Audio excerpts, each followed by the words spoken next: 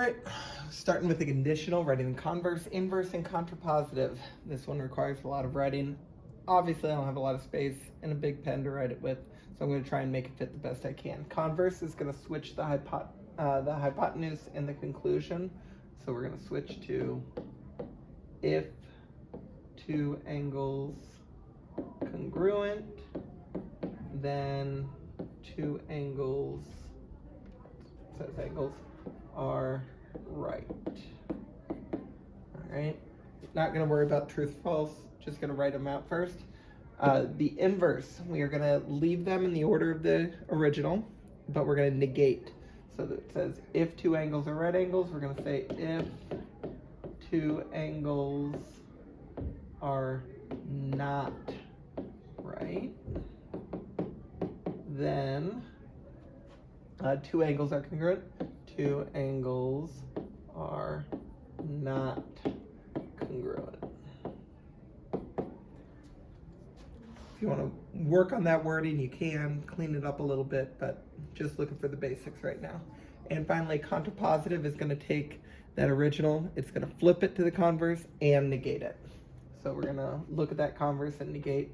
So if two angles are not congruent,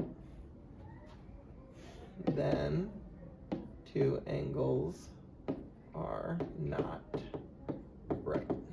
All right, let's take a look at truth values now. The original, if two angles are right angles, that means they're both 90 degrees, then they are congruent. That is true.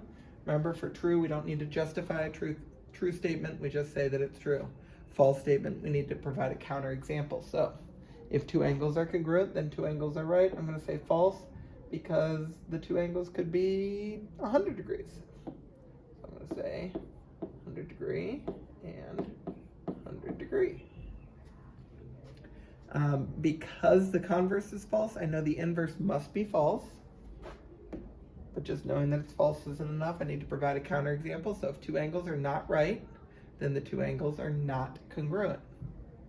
I'm going to look back up here, my counterexample. 100 degrees, 100 degrees. Because those angles are not right, but those angles are congruent. Finally, the contrapositive, again, so the converse and the inverse have the same truth value, and the conditional and the contrapositive have the same truth value. So I know that it's true, and because it's true, I don't need to justify it, but if two angles are not right, then if the two angles are not congruent, then they are not right. If they're not congruent, then they both can't be 90 degrees. All right, one more problem, lots of writing. Same thing, but now we've got a different statement. If AC is equal to CB, then C is the midpoint of AB. All right, not gonna worry about true or false yet, just gonna write the converse, inverse, and contrapositive. So let's start with the converse. Converse switches, so if C is the midpoint of AB, then AC equals CB. All right.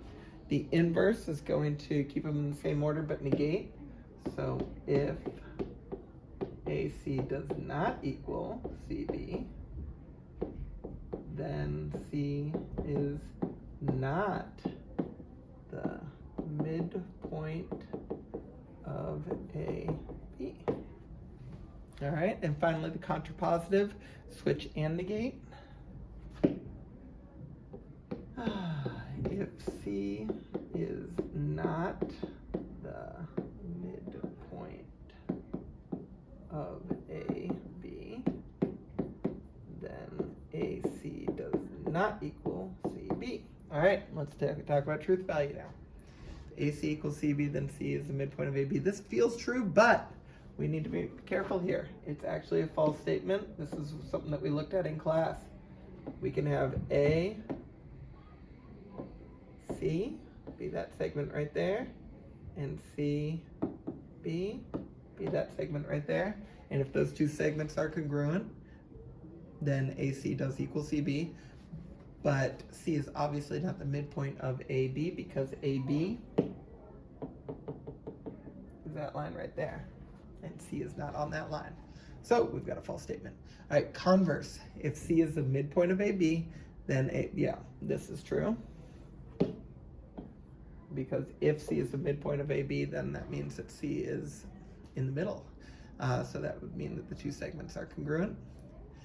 And then we've got if AC does not equal CB, then C is not the midpoint. That's true. Because the only way for C to be the midpoint is to make it equal. And then finally, I know that my answer, so again, converse, inverse, better match up, conditional, contrapositive, better match up. So I've got a false statement, I just need to figure out why. If C is not the midpoint of AB,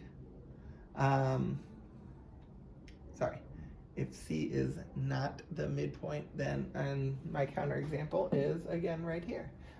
Because C is not the midpoint, but AC does, in fact, equal C.